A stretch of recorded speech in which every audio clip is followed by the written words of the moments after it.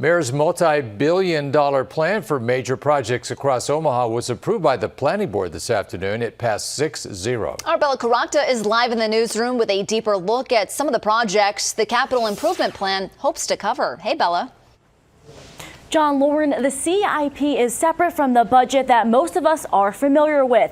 It asks for $3.2 billion for 139 projects across 5 major areas: transportation, environment, parks and recreation, public safety, and public facilities. Not everything will be spent at once.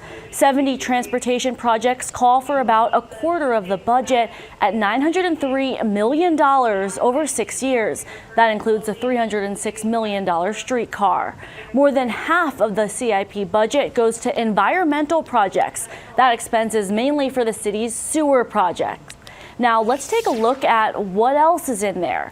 $535 million is budgeted for public facilities, which includes a new Southwest Omaha library for $15 million, expected to be done in 2024, and the new Central Library for $150 million, expected to be done in 2026. And $80 million for a combined fire and police headquarters. Parks and Recreation take a much smaller amount, as well as public safety improvements, but some of those projects include $3 million for a full renovation of Lynch Park in South Omaha and an expansion of the Keystone Trail for $4.6 million.